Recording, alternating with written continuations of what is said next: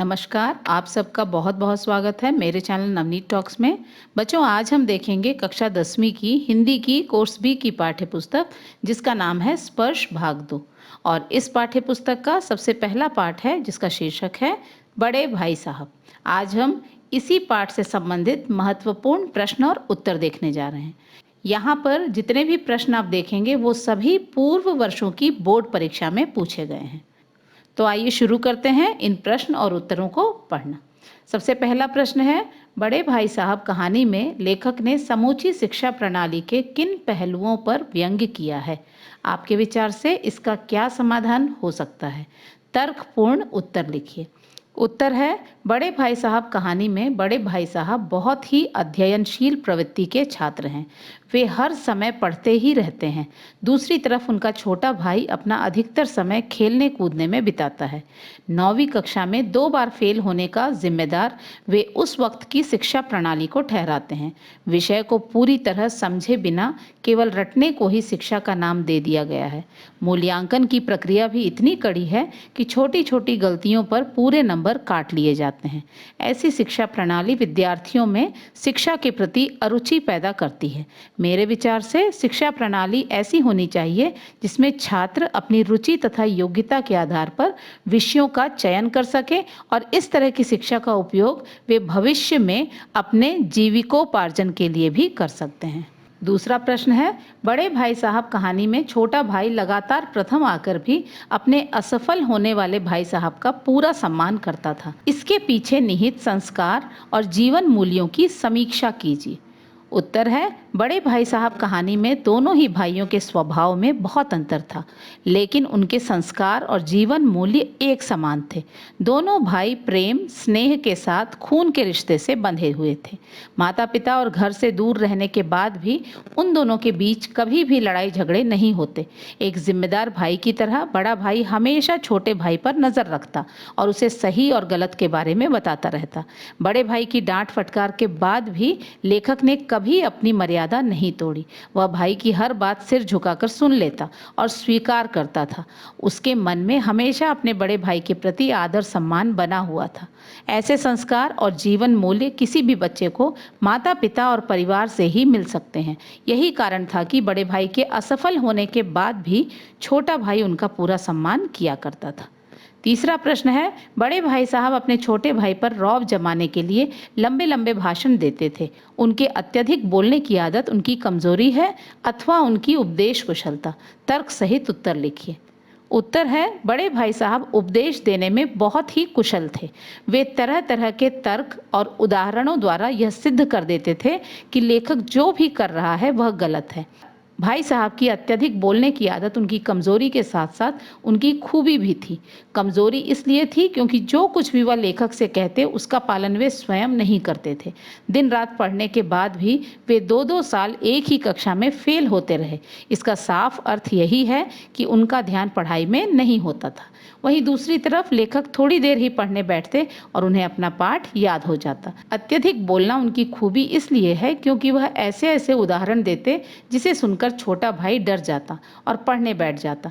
यह उनके भाषण का ही असर था कि लगातार 2 साल कक्षा में अव्वल आने के बाद भी घमंड जैसा दुर्गुण लेखक में पनप नहीं पाया, बल्कि लेखक के मन में भाई के प्रति आदर सम्मान और अधिक बढ़ गया। चौथा प्रश्न है, तालीम के विषय में बड़े भाई साहब के विचारों पर टिप्पणी कीजिए। क्या आप उनके उदाहरणों को अपना आदर्श बना सकते हैं? तर्क सहित उत्तर लिखिए। इस प्रश्न का उत्तर है, बड़े भाई साहब पाठ में भाई साहब द्वारा शिक्षा पद्धति पर व्यंग्य किया गया है। उनका मानना है कि उस समय की शिक्षा पद्धति केवल रटंत विद्या को बढ़ावा देती थी, जो छात्रों के स्वाभाविक विकास में सहायक नहीं है।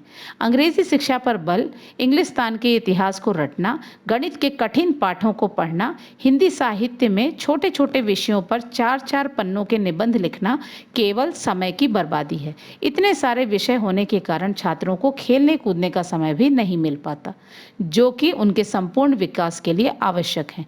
बड़े भाई के उदाहरणों द्वारा मैं पूरी तरह से सहमत नहीं हूँ, क्योंकि वह जो कुछ भी 9वीं कक्षा में पढ़ रहे थे वह किसी भी विषय का सामान्य व व्यवहारिक ज्ञान था। यह सब बच्चों की समझ, याद रखने की क्षमता और लेखन क्षमता का विकास करती है। हर कार्य के लिए समय का सही निर्धारण करने पर छात्रों को पढ़ने के साथ साथ खेलने का समय भी अवश्य मिल सकता है। 5वां प्रश्न है, बड़े भाई साहब की स्वभावगत विशेषताओं का वर्णन बड़े भाई साहब कहानी के आधार पर कीजिए। उत्तर है, बड़े भाई साहब में बहुत सारी विशेषताएं थी। वह बहुत ही अध्ययनशील और परिश्रमी थे। 2-2 बार फेल होने के बाद भी पढ़ाई के प्रति उनकी लगन कम नहीं हुई थी। वे एक कर्तव्यनिष्ठ, जिम्मेदार व संस्कारी प्रवृत्ति के युवक थे। छोटे भाई को सही रास्ता दिखाना, पिता के कष्ट को समझना और बड़ों के प्रति मान सम्मान की भावना उनमें कूट कूट कर भरी थी। वे संयमी, त्यागी और संवेदनशील भी थे। खेलना कूदना उन्हें भी अच्छा लगता था, लेकिन अपने छोटे भाई को सही रास्ता दिखाने के लिए वह चाह कर भी यह सब नहीं कर पाते। उपदेश देने में भी वह बहुत ही कुशल थे। छोटे भाई को सही रास्ते पर लाने के लिए ऐसे ऐसे उदाहरण देते कि लेखक का सिर भी उनके आगे झुक जाता। 6वां प्रश्न है, अहंकार मनुष्य का विनाश करता है। इस कथन को स्पष्ट करने के लिए बड़े भाई साहब ने क्या क्या उदाहरण दिए, अपने शब्दों में वर्णन कीजिए। उत्तर है, अहंकार मनुष्य का विनाश कर देता है। इसे समझाने के लिए बड़े भाई साहब ने रावण का उदाहरण दिया। रावण एक चक्रवर्ती राजा था और पूरे भूमंडल का स्वामी था। केवल अहंकार के कारण उसका विनाश हो गया। इसके बाद बड़े भाई साहब ने शैतान का उदाहरण दिया, जिसे अपनी भक्ति का बहुत घमंड था।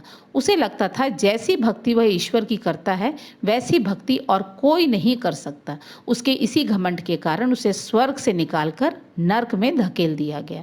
शाहेरूम, जो रोम का एक शक्तिशाली राजा था, उसे अपनी शक्ति का बहुत अहंकार हो गया था। अंत समय में भीख मांग मांग कर वह मर गया। इन सभी उदाहरणों द्वारा बड़े भाई साहब लेखक को यही समझाना चाहते थे कि अपनी सफलता पर तुम्हें इतना घमंड नहीं करना चाहिए। 7वां प्रश्न है, बड़े भाई साहब ने शिक्षा प्रणाली में रटंत विद्या को फिजूल और समय की बर्बादी कहा है। बड़े भाई साहब के समय की शिक्षा प्रणाली और आज की शिक्षा प्रणाली में क्या अंतर है, अपने विचार व्यक्त कीजिए। उत्तर है, बड़े भाई साहब शिक्षा प्रणाली से पूरी तरह असंतुष्ट थे। उनके अनुसार भविष्य में इंग्लिस्तान का इतिहास रटने का कोई लाभ नहीं होने वाला था। गणित विषय भी उन्हें बहुत कठिन लगता था। छोटी छोटी गलतियों के लिए परीक्षकों द्वारा नंबर काट लिए जाते थे। हिंदी साहित्य का भी वही हाल था। शिक्षकों द्वारा समय की पाबंदी पर 4 पन्नों का निबंध लिखने के लिए कह दिया जाता है। यह तो सरासर समय की बर्बादी ही है। बड़े भाई साहब के समय की शिक्षा प्रणाली और आज की शिक्षा प्रणाली में बहुत अंतर आ गया है। आज विद्यार्थी अपनी क्षमता और रुचि के अनुसार विषयों का चयन कर सकते हैं।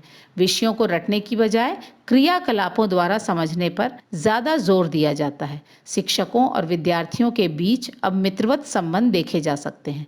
इसके कारण छात्र आसानी से अपनी शंकाओं का समाधान शिक्षकों द्वारा पा सकते हैं। 8वां प्रश्न है, एक तरफ बड़े भाई साहब शिक्षा को जीवन का आधार मानते हैं, वहीं दूसरी तरफ वे अपने बड़े बुजुर्गों के जीवन के अनुभव को शिक्षा से भी अधिक महत्वपूर्ण बता रहे हैं। आपके अनुसार जीवन में शिक्षा और अनुभव में से किसे अधिक महत्वपूर्ण माना जाएगा? अपने विचार व्यक्त कीजिए। उत्तर है, बड़े भाई लेखक को शिक्षा के महत्व को बताते हुए उसे जीवन का आधार कहते हैं। मेरे विचार से हमारे जीवन में शिक्षा का बहुत महत्व है। शिक्षा हमें बाहरी दुनिया से जोड़ती है।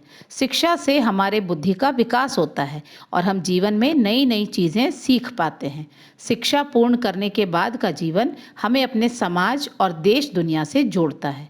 जीवन में आने वाले उतार चढ़ाव, सुख दुख और कठिन परिस्थितियां हमें अनुभवी बनाती हैं। ऐसे समय में सही निर्णय लेने के लिए अनुभव के साथ साथ ज्ञान का होना भी बहुत आवश्यक होता है। अतः शिक्षा हमारे जीवन की बुनियाद को मजबूत करती है और अनुभव हमें मजबूती से खड़े रहने में सक्षम बनाता है। 9वां प्रश्न है, छोटे भाई ने किन परिस्थितियों में टाइम टेबल बनाने का निश्चय किया? बाद में वह उस टाइम टेबल का पालन क्यों नहीं कर पाया? उत्तर है, खेल कूद में समय बर्बाद करने के लिए बड़े भाई लेखक को डांटते हैं, पढ़ाई में मन लगाने की सलाह देते हैं। छोटा भाई भी निश्चय करता है कि अब वह मन लगाकर पढ़ाई करेगा। पढ़ाई शुरू करने से पहले वह टाइम टेबल बनाता है।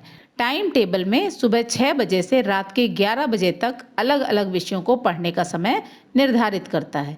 इस टाइम टेबल में खेल कूद का कहीं उल्लेख नहीं होता, लेकिन लेखक टाइम टेबल का पालन नहीं कर पाता, क्योंकि उसका ध्यान हमेशा खेलकूद में ही लगा रहता है। उसे ऐसा लगता है जैसे मैदान की हरियाली, ठंडी हवा, मैदान में खेलते बच्चों का शोर उसे बुला रहे हों। उम्र में छोटा होने के कारण वह स्वयं पर नियंत्रण नहीं रख पाता और टाइम टेबल को भूलकर फिर से खेलने चला जाता है। 10वां प्रश्न है, बड़े भाई साहब की डांट छोटे भाई को क्यों बुरी नहीं लगी और उसके मन में बड़े भाई साहब के प्रति श्रद्धा क्यों उत्पन्न हुई? उत्तर है, बड़े भाई साहब अक्सर अपने छोटे भाई को खेल कूद में समय बर्बाद ना करने और अपना पूरा ध्यान पढ़ाई में लगाने के लिए कभी प्यार से तो कभी डांट कर समझाने का प्रयास करते रहते थे। छोटे भाई को आवारा लड़कों के साथ पतंग लूटते देखकर बड़े भाई साहब लेखक को डांटते हुए 8वीं कक्षा के महत्व को भी बताते हैं। भाई साहब यह भी कहते हैं कि छोटी सफलताओं पर तुम्हें अभिमान नहीं करना चाहिए। माता पिता और हेडमास्टर की मां का उदाहरण उनके संवेदनशील होने को दर्शाता है। बड़े भाई का आदर्श, मर्यादित और संयमित व्यवहार लेखक के मन में उनके प्रति आदर उत्पन्न करता है। लेखक भली भांति जानते हैं कि बड़े भाई साहब केवल उनका भला चाहते हैं। यही कारण है कि बड़े भाई साहब की डांट छोटे भाई को बुरी नहीं लगी। तो बच्चों, मुझे आशा है बड़े भाई साहब पाठ से संबंधित महत्वपूर्ण प्रश्नों का आप सभी अवश्य लाभ उठाएंगे। अन्य पाठों से संबंधित महत्वपूर्ण अभ्यास प्रश्न भी हम आगे अवश्य देखेंगे। तब तक के लिए अपना ध्यान रखें। धन्यवाद।